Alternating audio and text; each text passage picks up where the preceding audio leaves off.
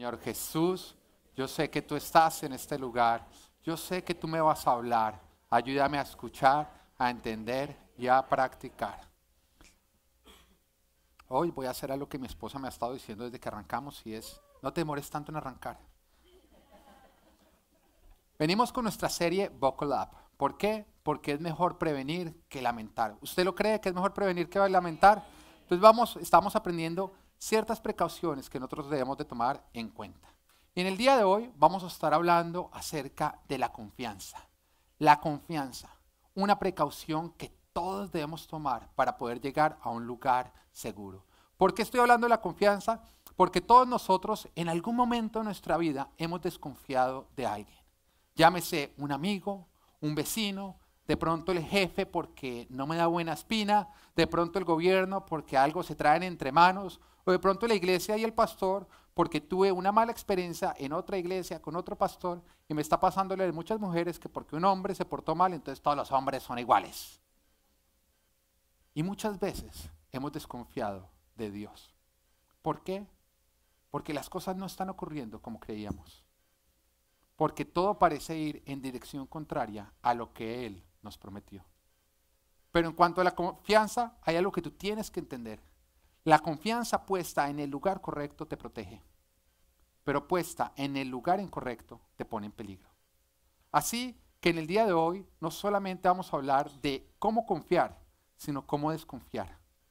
Porque si tú pones tu confianza en el lugar correcto, tú vas a estar avanzando. Pero si tú no la retiras del lugar incorrecto, lastimosamente te vas a estar exponiendo. Así que el título de la palabra de hoy es Buckle Up, pon tu confianza en el lugar correcto. Dígale al de al lado, ponga su confianza en el lugar correcto. Y vamos a empezar diciendo todo aquello en lo cual tú no debes poner tu confianza. Primero, te vamos a decir, o el Señor te va a estar hablando, de qué tú debes desconfiar. ¿De qué creen ustedes que es lo primero que uno tiene que desconfiar? Sí, no confíes en el hombre. Dígale al de al lado, no confíe en el hombre. Bueno, más bien dígale, no confíe en el ser humano, porque le dice a la mujer y dice, oh, todos son los mismos, todos son iguales. La diferencia entre un camión lleno de marranos y un camión lleno de hombres es la placa. No. Eso dicen algunas, pero eso no es. Ya la embarró. Bueno, Mateo capítulo 14, versículo 22, nos está contando una historia y dice, enseguida Jesús hizo que los discípulos subieran a la barca y se le adelantaran al otro lado mientras él despedía a la multitud. Voy a volver a leer esta parte. Dice, enseguida, ¿quién hizo? Jesús hizo que los discípulos subieran a la barca y se le adelantaran al otro lado mientras él despedía a la multitud. Después de despedir a la gente, subió a la montaña para orar a solas. Al anochecer estaba allí él solo, y la barca ya estaba bastante lejos de la tierra, zarandeada por las olas, porque el viento le era contrario. Nos estamos dando cuenta que los discípulos se montan en una barca y se tratan de adelantar para ir al otro lado. Pero cuando están tratando de llegar al otro lado, por más que ellos remadan, no lo podían hacer porque se encontraron con una tormenta. Ahora viene la pregunta, ¿de quién fue la idea de que ellos se montaran en la barca y que se adelantaran para cruzar al otro lado? De Jesús. La siguiente pregunta es, ¿sabía Jesús que ellos se iban a encontrar con una tormenta? ¿Sabía Jesús a dónde los estaba enviando? No, no era sorpresa para él, ¿o no? Él tenía claro a dónde iba a estar. Él les dice, vayan yendo que yo me les adelanto. O váyanse adelantando. Con el vayan yendo, adelántense. Él lo que está diciendo es, más adelante yo los voy a alcanzar a ustedes. Pero él sabía que los estaba enviando una tormenta. Y acá hay la mentira. Hay muchas personas que cuando se convierten, creen que ya no va a haber tormentas en sus vidas. Que ya no se les dañará el carro, que ya no se enfermará el perro, que ya no van a perder el trabajo, porque ahora todo va a ser perfecto. Ya no va a haber tormentas. Y lo cierto es que jamás Dios ha prometido que tú no vivirás tormentas. Lo único que Él ha prometido es que Él va a aprovechar todas las tormentas en las cuales tú te metas. Porque todo es para el bien de los que aman al Señor. Él va a aprovechar las tormentas en las cuales tú entres. Pero ¿por qué en este caso Él estaba enviando a sus discípulos a una tormenta? Volvamos nuevamente al inicio del versículo. Dice, enseguida. Enseguida quiere decir después de. Había ocurrido algo previamente. ¿Qué era lo que había ocurrido? Que Jesús, con solamente unos cuantos panes y unos cuantos peces, había alimentado una multitud de aproximadamente 20,000 personas. ¿Por qué digo aproximadamente 20,000 personas? Porque la palabra de Dios nos dice que solamente hombres, contando los hombres, había 5,000. Pero ahí no estaba contando ni mujeres ni niños. Y normalmente cuando se cuentan mujeres y niños son más. Porque si ahorita contamos cabezas de cuántos hombres hay acá y cuántas mujeres, somos minoría los hombres. Lastimosamente. Y Jesús acababa de hacer algo glorioso. La multitud estaba emocionada. Jesús era famoso. Lo que él había hecho jamás había sido visto en toda la historia. Así que en ese instante todos lo aplaudían. Pero ¿quiénes eran las personas más cercanas a Jesús? ¿Y quiénes eran aquellos a quien Jesús había usado para hacer el milagro?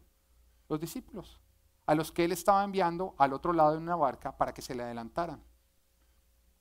Porque lastimosamente, cuando nosotros vemos que Dios hace una multiplicación en la cual Él se está glorificando y que nos usa para dicha multiplicación, nosotros tendemos a creer que esa multiplicación fue por nosotros. Y eso es poner la confianza en el lugar equivocado. Después de que ellos habían visto cómo el Señor Jesús había multiplicado panes y peces y había alimentado una multitud enorme, aquellas personas que estaban encargadas de llevar las canastas empiezan a creer que eso ocurrió porque ellos son muy santos, porque tienen la mega unción y porque es acerca de ellos. Y cuando esto ocurre, lastimosamente, nosotros estamos poniendo la confianza en el lugar equivocado. Y nos empezamos a engordar de aire y empezamos a sacar el pecho como palomas. Y nos ocurre lo mismo que le pasó al burrito que Jesús usó para entrar a Jerusalén antes de ser crucificado. Que después de salir allá, él, mejor dicho, llegó sacando pecho ante todos los demás animales y creidísimo y súper estirado y no le hablaba a ninguno. Y todo el mundo, ¿qué le pasó al burro? Y él les contaba, es que ustedes hubieran visto, la otra vez que yo entré a Jerusalén, todas las personas se inclinaban ante mí con ramos y me alababan y me cantaban. Y yo sí entraba y ustedes hubieran visto lo que ocurrió, algo tan espectacular. Y no te das cuenta que no te están alabando a ti y que tú tan solo fuiste el burro que él estaba montando. Así que no te pase como el burro. Porque Jeremías capítulo 17 versículo 5 dice, así dice el Señor, maldito el hombre que confía en el hombre. Maldito el que se apoya en su propia fuerza y aparta su corazón del Señor. ¿Qué significa la palabra maldito? Sería lo contrario a bendito. Y algo que está bendecido es algo que va en trayecto o que va en dirección de cada día avanzar y recibir más lo bueno. En cambio, a lo que está maldito es algo que va para atrás. Es algo que tiene la ley de Murphy impregnada completamente. Si las cosas se pueden poner peor, se van a poner peor. Eso sería maldito. Y está diciendo, maldito el hombre que confía en el hombre. Maldito el que se apoya en su propia fuerza y aparta su corazón del Señor. Será como una zarza en el desierto. No se dará cuenta cuando llegue el bien. Morará en la sequedad del desierto, en tierras de sal, donde nadie habita. Jesús los estaba enviando a la tormenta para protegerlos. Y muchas veces el Señor te permite a ti meterte en tormentas porque te está protegiendo. Y lo que normalmente nos pasa a nosotros es que cuando nos metemos en tormentas, creemos que nos salimos de la voluntad perfecta de Dios. Pero las tormentas son parte de la voluntad perfecta de Dios. Dios las usa muchísimo para enseñarnos a nosotros, para llevarnos a poner nuestra confianza en el lugar correcto, para protegernos, para así zarandearnos un poco, pero ponernos en la dirección en la cual nosotros tenemos que ir. El Señor lo está usando. Y en este caso lo está usando para protegerlos, porque el versículo 22 dice, enseguida Jesús hizo que los discípulos subieran a la barca y se le adelantaran al otro lado mientras él despedía a la multitud. Él les estaba recordando por medio de esta tormenta que todo lo que había ocurrido no había ocurrido por ellos. Y después de pasar toda una noche remando, ¿qué significa remar? Usando tus propias fuerzas, ellos entendieron que la única manera en que ellos podrían llegar al otro lado es si Jesús estaba dentro de la barca.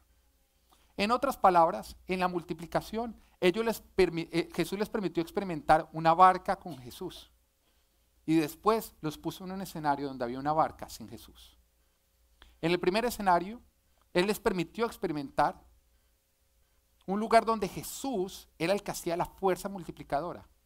Y después los pone en un escenario donde ellos, al remar, están siendo la fuerza multiplicadora. Y les muestra la diferencia entre lo uno y lo otro. Y les está diciendo, hay una gran diferencia entre ser una herramienta en las manos del maestro y creernos la llave maestra. Así que dígale al de al lado, no se crea la llave maestra. El mensaje era supremamente claro. En tus propias fuerzas no vas a poder llegar a ningún lado. Y el Señor va a usar las tormentas para que tú entiendas que lo que está pasando no está pasando por ti. Y que lo grande que tú vas a vivir, no lo vas a vivir por ti. Para que no te llenes de aire. Para que no saques el pecho como paloma. Y para que no te pase lo del burrito que entró a Jerusalén. Así que deja de poner la confianza en ti y en otros. Salmos capítulo 44, versículos 5 al 6 dice, por ti derrotamos a nuestros enemigos. ¿Por quién? Por el Señor. En tu nombre aplastamos a nuestros agresores. Yo no confío en mi arco. No puede mi espada darme la victoria. ¿Qué significa este salmo? Está diciendo jamás, jamás, independiente de las hazañas que tú hagas, así con tu arco tú mates multitudes o en multitudes de enemigos, no pongas tu confianza en ti ni en ningún hombre. Creo yo que la mayoría de veces que nosotros caemos en pecado es porque nosotros estamos depositando nuestra confianza en el lugar equivocado. Porque no estamos desconfiando lo suficiente de lo que deberíamos desconfiar de otros y de nosotros.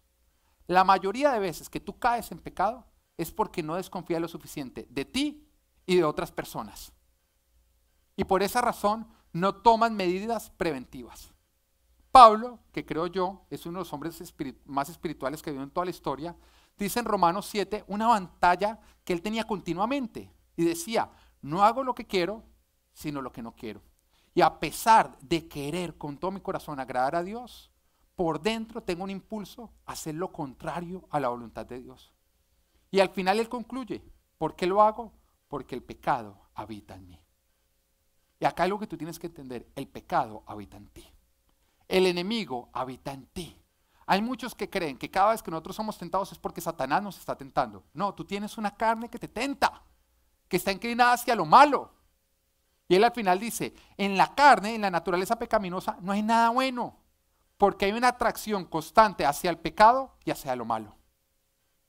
En el versículo 22 y 23 de Romanos 7, que es donde está hablando Pablo, él dice, porque en lo íntimo de mi ser me deleito en la ley de Dios, pero me doy cuenta de que en los miembros de mi cuerpo hay otra ley, que es la ley del pecado.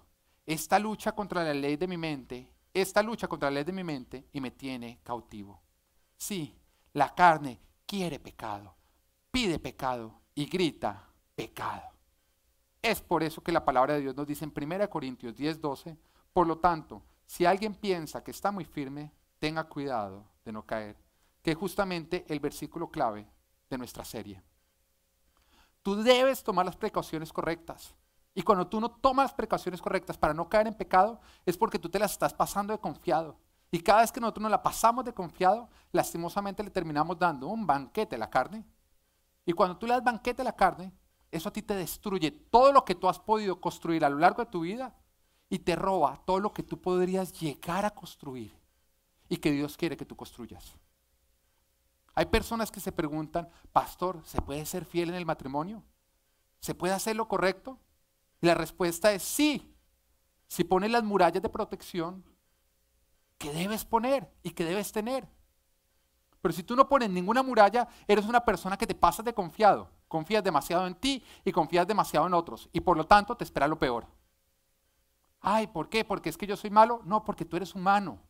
¿Qué significa eso? Que el pecado habita dentro de ti. Que tienes que desconfiar de ti y de otros seres humanos.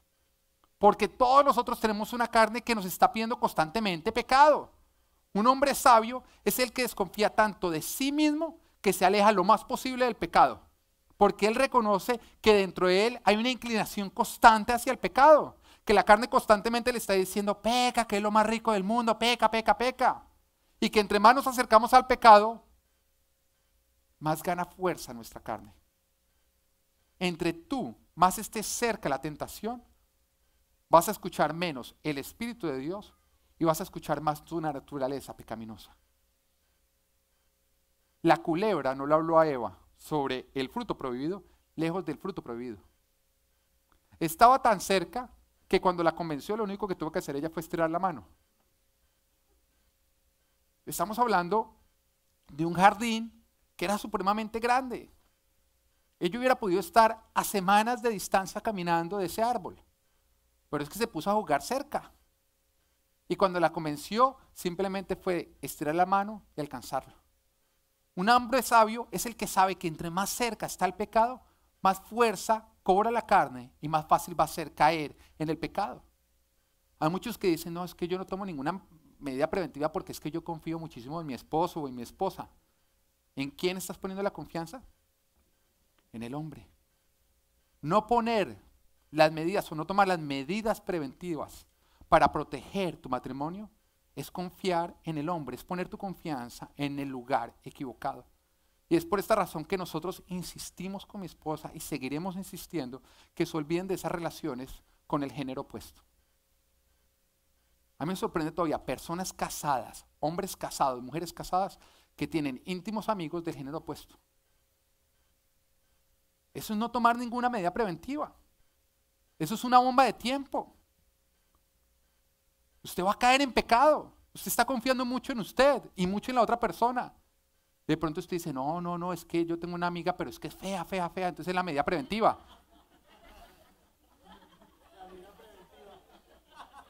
La primera medida preventiva, pastor, yo puras amigas, pero es que todas feas, esa es mi medida preventiva.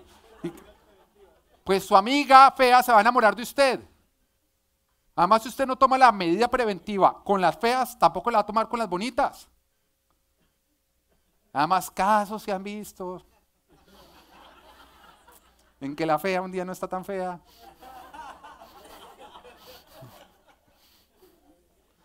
Así que no te pases de confiado, desconfía del hombre, desconfía de ti, desconfía de otros. Cuando con mi esposa nos casamos, algo que yo entendí, yo dije, olvídese ya el cuento ese que las amigas me están llamando a mí. Quieren llamarme a través de llamar a mi esposa. Y si alguna me llamaba a mi celular, le decía, qué pena, llámame a través de llamar a mi esposa. Y a la que no le gustaba, de malas. Pero es que uno tiene que desconfiar de uno mismo.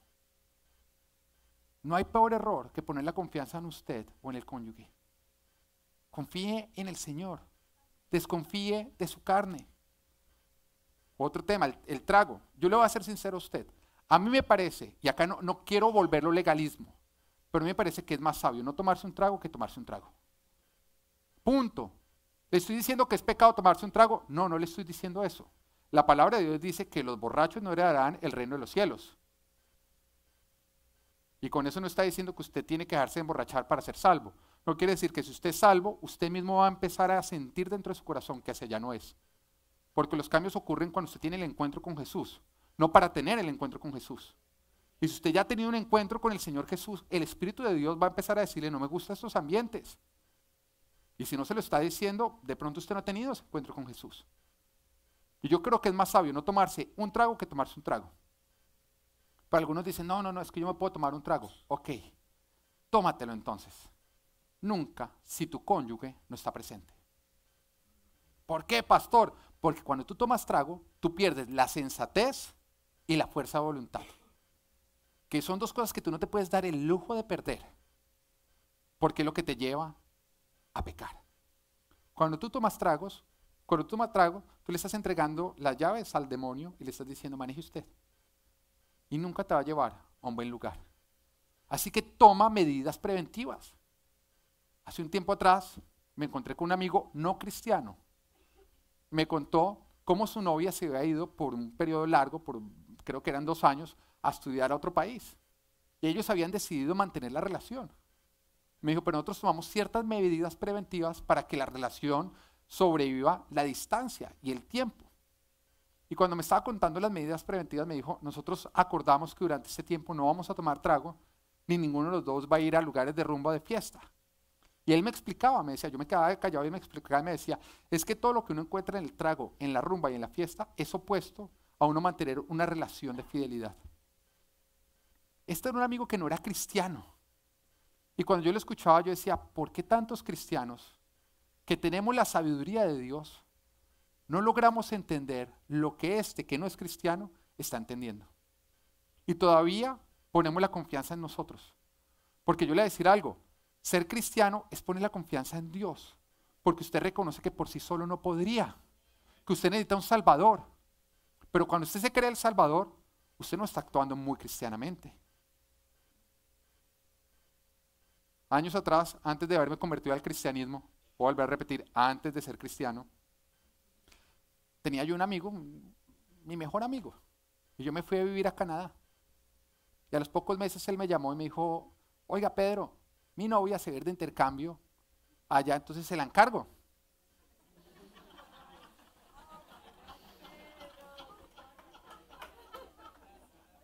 No era cristiano, entonces me encargué. No, mentira.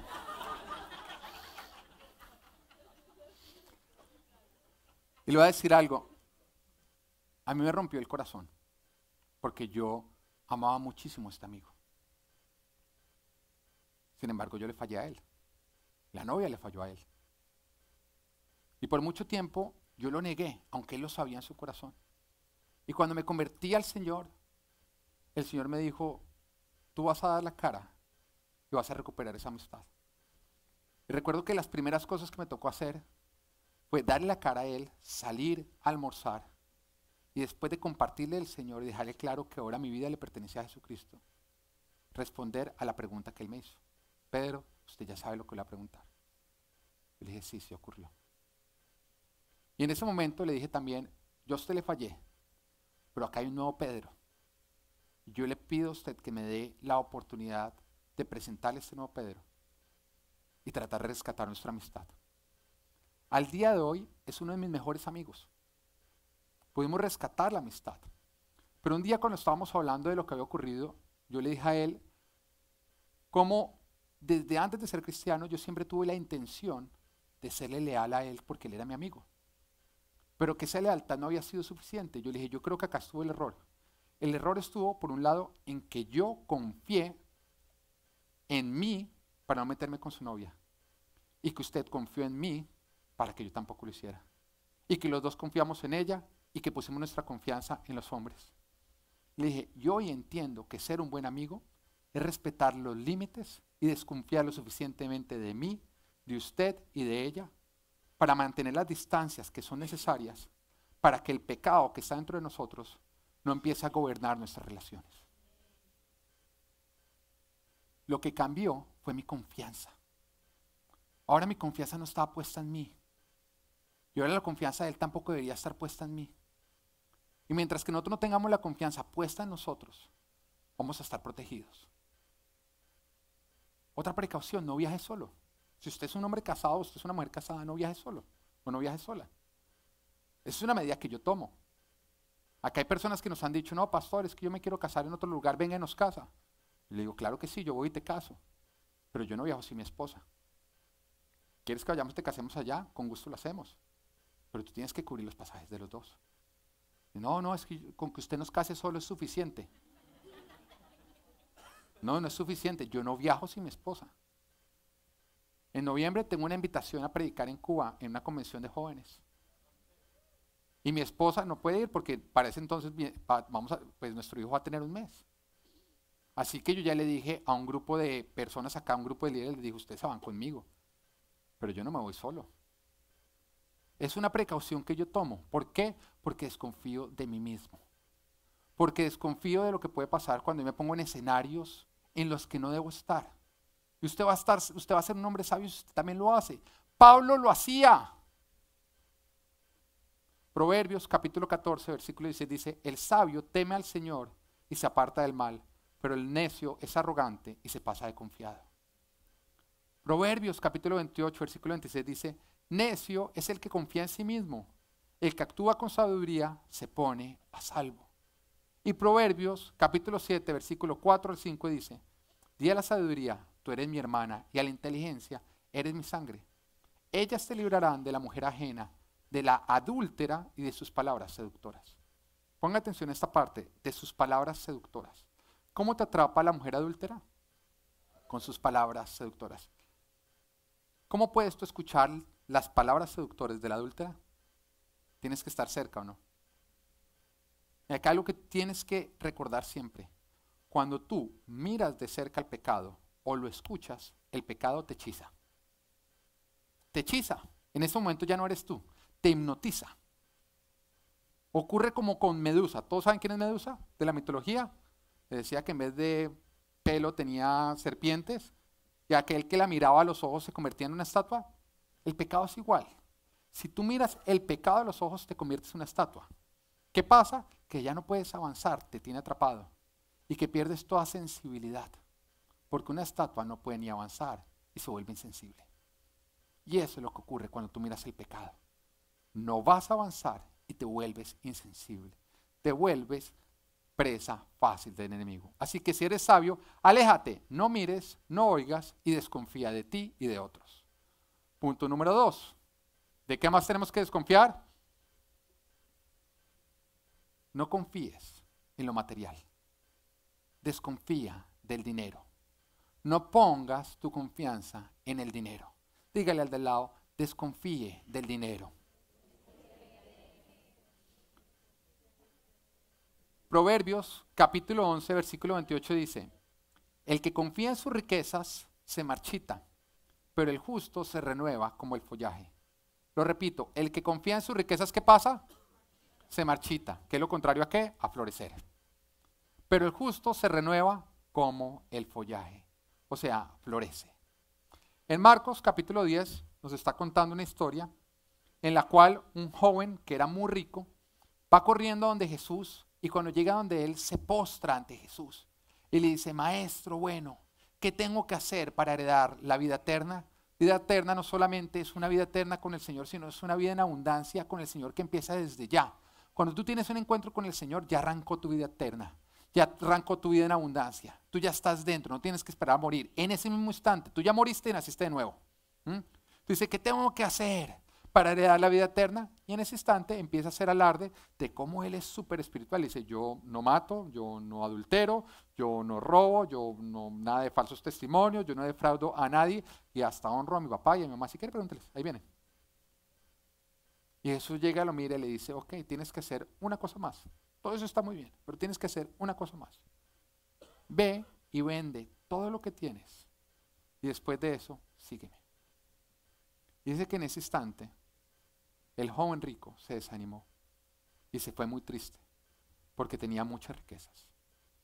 La pregunta es, ¿tú crees que Jesús lo quería dejar sin nada?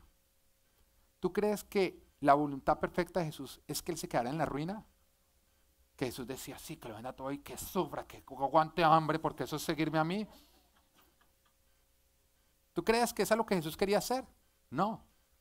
Jesús le estaba diciendo, pon tu confianza en el lugar correcto. ¿Por qué? Porque te quiero bendecir.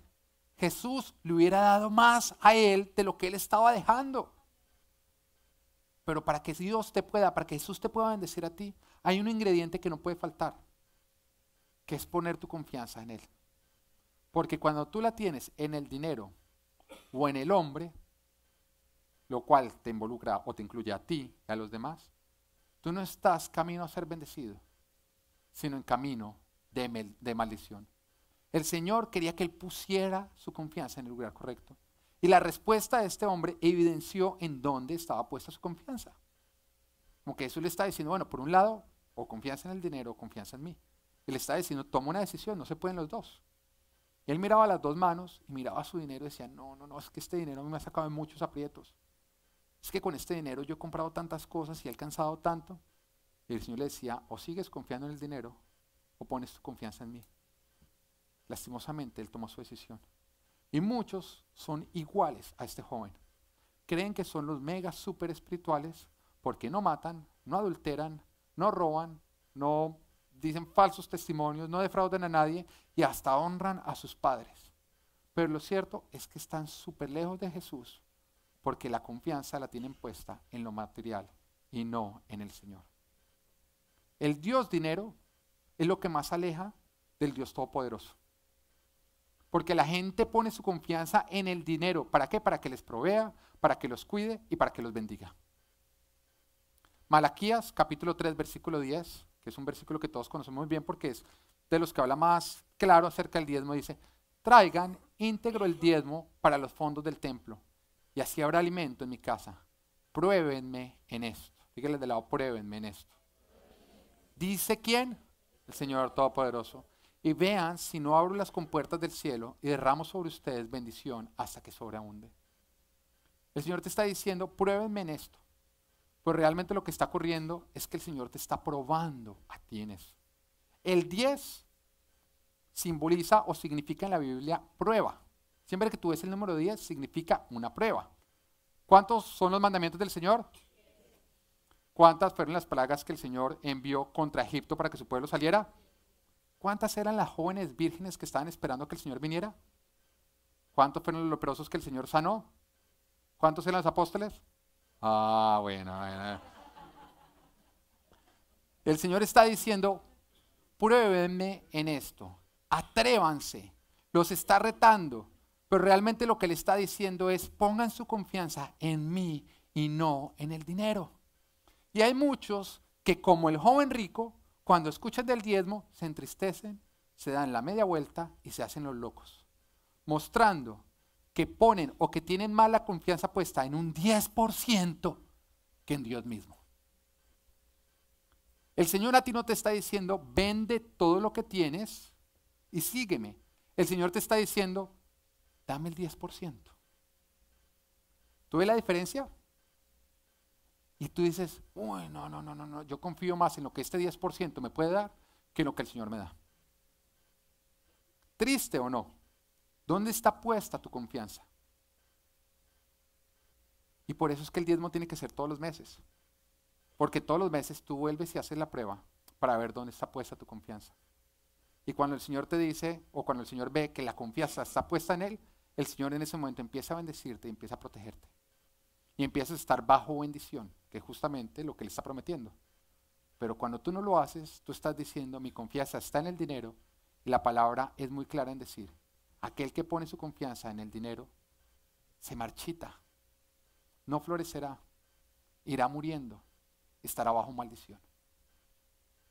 El 10 es un número que significa prueba, y el Señor te está probando. Y acá es lo que tú tienes que recordar, Dios jamás pide para dejarte con menos o para dejarte sin nada. Él pide para que tú pongas la confianza en Él, para que así Él te pueda dar siempre más a ti. Para que Dios te pueda bendecir, tiene que haber fe. ¿Y qué es fe? Poner nuestra confianza en el lugar correcto. Salmos, capítulo 49, versículos 7 al 20, es un poco largo, pero lo vamos a leer, dice, nadie puede salvar a nadie, ni pagarle a Dios rescate por la vida. Tu dinero no puede comprar tu rescate. Tal rescate es muy costoso. Ningún pago es suficiente. Nadie vive para siempre sin llegar a ver la fosa. Nadie puede negar que todos mueren, que sabios e insensatos perecen por igual y que sus riquezas se quedan para otros. Aunque tuvieron tierras a su nombre, sus tumbas serán su hogar eterno, su morada por todas las generaciones. A pesar de sus riquezas, no perdonan los mortales, al igual que las bestias, perecen. Tal es el destino de los que confían en sí mismos, el final de los que se envanecen. Como ovejas están destinados al sepulcro, hacia allá los conduce la muerte. Sus cuerpos se pudrirán en el sepulcro, lejos de sus mansiones suntuosas. Por la mañana los gobernarán los justos, pero Dios me rescatará de las garras del sepulcro y con Él me llevará. No te asombre ver que alguien se enriquezca y aumenta el esplendor de su casa, porque al morir no se llevará nada, ni con Él descenderá su esplendor. Aunque en vida se considere dichoso y la gente lo elogie por sus logros, irá a reunirse con sus ancestros sin que vuelva jamás a ver la luz. A pesar de sus riquezas, no perdurarán los mortales, al igual que las bestias, perecerán.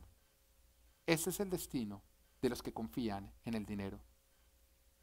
Y hoy termino con ¿dónde debes poner tu confianza? ¿Qué es buckle up? ¿Dónde debes amarrarte para no estar en peligro? Confía en Dios. ¿Dónde debe estar puesta tu confianza? En el Señor. Jeremías capítulo 17, versículo 7 al 8 dice, bendito el hombre que confía en el Señor y pone su confianza en Él. Será como un árbol plantado junto al agua, se extiende sus raíces hacia la corriente. No teme que llegue el calor y sus hojas están siempre verdes. En época de sequía no se angustia y nunca deja de dar fruto. Este quiere ser tú. Si no has entendido nada, este quiere ser tú. Todos en algún momento de nuestra vida hemos dudado en el Señor. Cuando Él nos promete algo y parece que las cosas están yendo en una dirección contraria, como si las cosas se le salieran de las manos de Él, ¿no? Como que uno llega y se dice, oiga, ¿será que Dios sí sabe lo que está haciendo? Y le dan a uno ganas de tomar el volante y tomar el control de la situación, porque claramente Dios parece estar perdido. Pero confiar en Dios es desconfiar de ti.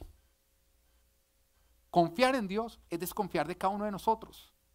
Así que si el camino por el cual Dios nos está llevando no tiene sentido, todavía nosotros debemos confiar. Porque a la larga, ¿qué sé yo si Él lo sabe todo? ¿Qué sé yo si yo no confío en mí mismo? Y mi confianza está puesta en Él. Así que aunque no parece Él llevarnos para el lugar correcto, yo sigo yendo y sigo confiando, porque yo desconfío de mi propio parecer, pero confío completamente en el parecer de Dios. Y lo cierto es que Dios siempre se glorifica. Él jamás ha dejado de glorificarse. Hace unas semanas atrás, con mi esposa estuvimos en Los Ángeles y tuvimos la oportunidad de visitar a los pastores Lazos, que ellos vinieron también hace unas semanas atrás acá, estuvieron predicando. Y cuando estábamos allá con ellos, nos llevaron a lo que es hoy en día su iglesia, al templo. Y nos contaban el testimonio de cómo llegaron a ese templo. Resulta que hace varios años atrás, ellos pertenecían a una iglesia que era dueña de ese templo. Y un día vino un profeta y les dijo, ustedes se quedarán con este lugar. Esa fue la profecía que ellos recibieron. Pero pasó el tiempo y nada que se quedaban con ese lugar. Y de hecho los mandaron a pastorear en el desierto, lejísimos de ese lugar. Y ellos decían, oiga, la palabra nunca se cumplió. ¿Qué pasó? Pasaron los años, ellos pastoreando en esa iglesia en el desierto, cuando el Señor les habló de que se iban a mover, iban a buscar un nuevo lugar. La iglesia donde ellos habían pertenecido había desaparecido. Y el templo había sido vendido a una iglesia coreana. Y empiezan ellos a buscar un nuevo templo cuando de pronto se dan cuenta que dicho edificio estaba a la venta. Entraron y lo terminaron comprando casi a la mitad del precio. Y ellos decían, la palabra de Dios se cumplió. Este lugar que Él nos había prometido nos fue entregado varios años después. Y a pesar de que pareció por un instante que Él nos estaba llevando en una dirección contraria. Y cuando Él contaba eso, yo me ponía a pensar de todas las promesas que Dios me ha dado. Y yo tengo que reconocer que con la mayoría o con todas, siempre pareció llevarme en una dirección contraria. Pienso en mi matrimonio. Cuando yo vivía en Canadá, el Señor me habla claramente y me dice que yo me voy a casar con Ana María, la que es hoy en día mi esposa. Ella vivía en Colombia, yo vivía en Canadá. Y el Señor me habla tan claro, tan claro, tan claro, que a pesar de que ella tenía un novio con el cual llevaba 3 años, que era modelo, slash actor, slash de todo, era un Goliat en ese momento, yo le creía a Dios. Yo llego a Colombia convencido y cuando llego había terminado con el novio. Me dice, no, es que yo sentí que Dios me dijo que tenía que terminar con él. Y yo, gracias Señor, ya me dejaste el terrenito perfecto. Y en esa semana empezamos a pasar tiempo juntos y al final de la semana me dice, tengo que hablar contigo y te tengo que dar las gracias. Y yo, ¿qué? Y dice, en esta semana que he estado contigo he aprendido a valorar a mi exnovio, así que voy a volver con él.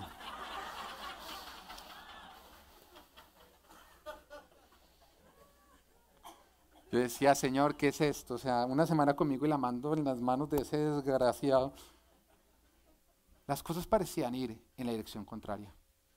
Después de eso, nosotros abrimos un grupo de oración y empezamos a invitar personas a compartirles del Señor Jesús. Y el grupo se empezó a llenar, se llenaba, la gente no cabía en el piso. Y un día llegué y me dice, es que cuando yo a ti te veo predicar, wow, me encantas. Y yo le dije, bueno, eso no es algo que tú le das a decir cuando tienes novio, por favor, soluciona lo del novio, yo acabo de estar esperándote. Era difícil después de eso predicar, ¿no? Porque estaba siempre uno como que... Y ella termina con el novio. Y entonces empezamos nosotros a salir. Y cada vez que salíamos, se atacaba a llorar. Ay, que me hace falta, que me hace falta. Entonces hay un momento, yo me aguanté la primera vez, la segunda vez, la tercera vez me puse bravo, ¿no? Y entonces yo era un insensible grosero porque no me aguantaba eso. Entonces un día llego y le digo a ella, le digo, mira, ¿sabes qué? Esto no me hace bien a mí, ni te hace bien a ti. Yo creo que tenemos que darnos un espacio, tú tienes que sanar lo de tu exnovio y después de eso podemos volver. Eso fue más o menos un jueves, cuando el siguiente sábado, recuerdo que yo estaba alquilando una película todo juicioso cuando me suena el celular y contesto y era ella. Me decía, llamaba a decirle que voy a volver, que ya volví con mi novio. Y yo, ok, bueno, que estés bien. No, espere un momento, que le tengo que... Me lo dijo como 8 veces, como que me quedara así supremamente claro. Yo voy a volver con él, si alguna vez usted creyó que Dios le dijo que usted iba a ser su esposa, eso fue el diablo que lo engañó. Y me lo repetía una vez, 2 veces, 3 veces, 4 veces. A la 8ª vez yo le dije, bueno, ya, chao. Ay, tan grosero. Otra vez yo estaba siendo grosero. Y en ese momento, yo le dije, no, mira, sabes que estoy alquilando una película, tienes toda la razón, disfruta tu nuevo noviazgo o la repetición del noviazgo, lo que quieras. Hasta luego. Cuando colgué, yo le dije a Dios, Señor, parecen que las cosas están yendo en la dirección contraria, pero yo te voy a creer a ti. Y me metí con el Señor. Pasó 1 mes, 2 meses, unos cuantos meses. Y después de eso, ella entendió que ya no quería estar más con ese novio. La situación ya no era como antes, porque antes era yo le gustaba y la confundía el novio, pero ahí estaba el novio. Ahora era diferente. Ella ya no quería estar con ese novio, porque se dio cuenta que ese no era el hombre que ella quería. Y ella no terminó por mí, ella terminó por ella misma. Y en ese momento se metió con el Señor y empezó a buscar al Señor de todo corazón. No pasó mucho tiempo cuando el Señor ya me la entregó a mí. Ya salíamos y no me lloraba por el exnovio, lo cual era algo bueno. Y este año vamos a cumplir 11 años de estar felizmente casados. No ha vuelto a llorar. Y pienso así, y todo lo que ha ocurrido, el cumplimiento de las promesas, el año pasado, nosotros clamándole a Dios por nuestros hijos que llevábamos 7 años buscándolo, y perdemos 2 bebés el año pasado, lo cual también parecía ir en dirección contraria. Señor, tú me prometiste hijos y mira lo que está ocurriendo. Pero hoy podemos disfrutar de tener 5 meses de embarazo, de un bebé que nace en octubre y que será una doble bendición porque lo creemos. Tantas veces el Señor parece llevarnos en una dirección contraria, pero no es diferente a lo que le ocurrió a David, quien después de ser ungido como el rey de Israel, terminó exiliado del mismo Israel por el rey de Israel. El país que él estaba supuestamente a reinar era un país donde él ni siquiera podía vivir. Pero llegó el tiempo y fue rey de Israel. No fue diferente lo que le pasó a José, que después de recibir por medio de un sueño la promesa de lo que iba a ocurrir con su vida, en la cual el Señor le iba a levantar tanto y le iba a exaltar tanto a un punto en que sus hermanos le iban a rendir honra a él, junto con sus padres. Y después de un tiempo, todo pareció ir en una dirección contraria, porque esos mismos hermanos, en vez de rendirle honra, lo terminaron vendiendo como esclavo. Y terminó en una cárcel. Todo pareció ir en una dirección contraria. Pero al final, Dios siempre cumplió y siempre se glorificó. En todos los casos, Dios parecía estar perdido. En todos los casos, Dios parecía no saber lo que estaba haciendo. En todos los casos, Dios parecía estar yendo o llevando o guiando en la dirección contraria, pero al final siempre cumplió. ¿Qué te estoy diciendo hoy? O más importante, ¿qué te está diciendo el Señor? Que confiar en Dios requiere que cerremos nuestros ojos y desconfiemos de nosotros mismos y que sigamos su voz, porque su voz nos va a llevar por una ruta que tú no escogerías, jamás escogerías esa ruta, porque te va a parecer contraria, pero que es la única segura, que siempre Él cumple, porque si tú confías, llegarás a donde Él te ha prometido. Daniel, capítulo 3, nos cuenta la historia de Sadrach, Mesach y Abednego, que eran los compañeros de Daniel. Ellos, con Daniel y con otros israelitas, habían sido llevados al exilio, después de que Nabucodonosor, el rey del imperio babilónico, había destruido todo Israel y se había llevado lo mejor, los hombres más sabios y lo mejor de Israel, un remanente se lo había llevado para su reinado. Y cuando ellos estaban allá, siendo gobernados por Nabucodonosor, que era un adorador de falsos dioses, en otras palabras, era un adorador satánico, ellos siguieron agradando y confiando en el Señor. Y hubo una oportunidad en que Nabucodonosor construyó una gran estatua de oro de él mismo. Y sacó un decreto y dijo que cuando sonaran las trompetas, todo habitante se tenía que postrar y adorar la estatua. Y que aquel que no se postrara sería arrojado al horno de fuego. Así que después de construir la estatua, sonaron las trompetas. Pero esos 3 jóvenes no se postraron y no adoraron la estatua. Así que todas las personas fueron a buscar a Nabucodonosor y le contaron: miren, esos 3 no están acatando sus órdenes y no están adorando su estatua. Fue Nabucodonosor y estaba lleno de ira. Él les decía: ¿cómo así que ustedes no están adorando a mis dioses? ¿Y cómo así que ustedes no están adorando mi estatua? ¿Cómo así que ustedes no están poniendo la confianza en mí y en mis dioses? Y ellos respondieron en Daniel capítulo 3 versículo 16: no hace falta que nos defendamos ante su majestad. Si se nos arroja al horno en llamas, el Dios al que servimos puede librarnos del horno y de las manos de su majestad. Pero aun si nuestro Dios no lo hace así, sepa usted que no honraremos a sus dioses ni adoraremos a su estatua. Cuando ellos dijeron que no se iban a postrar ante Nabucodonosor y ante sus dioses, ellos le estaban diciendo: nuestra confianza está puesta en Dios, no en usted, no en nosotros, tampoco en sus ídolos. Y sabemos que Dios puede librarnos, pero aunque las cosas no salgan como nosotros esperamos, aunque las cosas no ocurran como nosotros creemos o esperamos que ellas ocurran, aún así seguiremos creyendo y confiando en nuestro Dios. Nabucodonosor, al escuchar eso, todavía estalló más en ira. Así que dio la orden de que pusieran el horno 7 veces más caliente. 7 veces más caliente de lo que estaba. Hay algo lindo, el número 7, ¿qué simboliza o qué significa? Jesucristo. El 3 es el número de Dios. El 4 es el número del hombre. 100% Dios, 100% hombre, Jesús.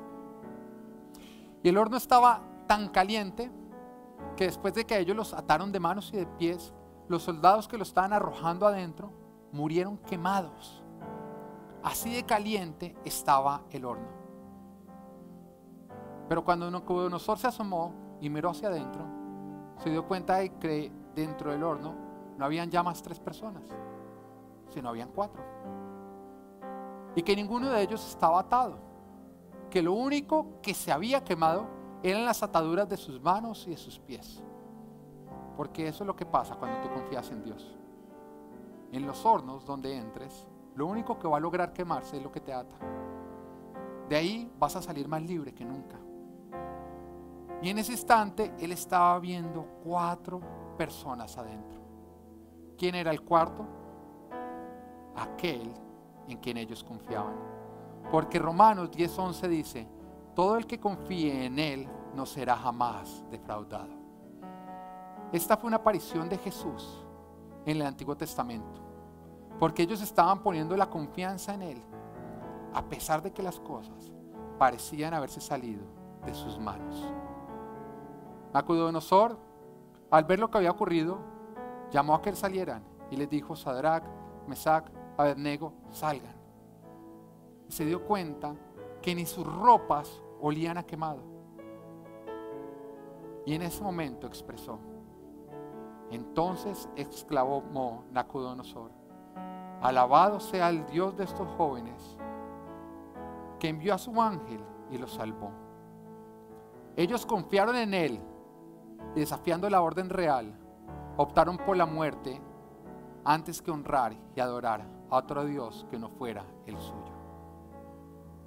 ¿Qué protegió a estos jóvenes del fuego? Que ellos estaban buckle up, su confianza estaba en el lugar correcto. Esta semana, un gran amigo mío me envió un texto. Me decía: pastor, acabo de recibir esta palabra y la quiero compartir contigo. Y hoy, yo que la recibí, la quiero compartir con cada uno de ustedes. Y dice en Isaías capítulo 2, versículo 22. Nos dice: deja de confiar en el hombre, que es muy poco lo que vale.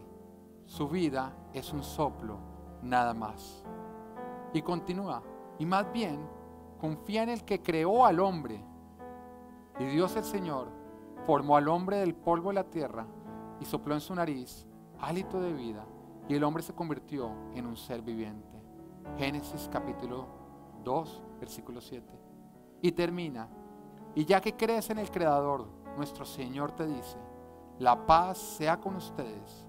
Repitió Jesús: como el Padre me envió, así yo los envío a ustedes.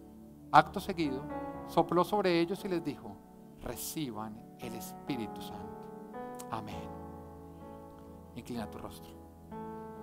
Querido Padre, hoy venimos, Señor, a decir que nuestra confianza está puesta en ti. Hoy tomamos la decisión de no confiar en nosotros. Hoy tomamos la decisión de poner las murallas de protección que son necesarias para que nuestro caminar sea seguro. Que no confiaremos ni en nosotros ni en los demás, porque nuestra confianza no está puesta en el hombre. Hoy tomamos la decisión de no confiar en el dinero, porque el dinero no es el que nos provee, no es el que nos cuida, ni tampoco es el que nos bendice. Hoy decidimos poner la confianza en ti. Hoy, Señor, decidimos, como estos tres jóvenes valientes, decir que no nos postraremos ni adoraremos los dioses falsos del mundo, porque nuestra confianza está puesta y siempre estará puesta en ti, en el lugar correcto. Amén y amén. Dale un fuerte aplauso al Señor.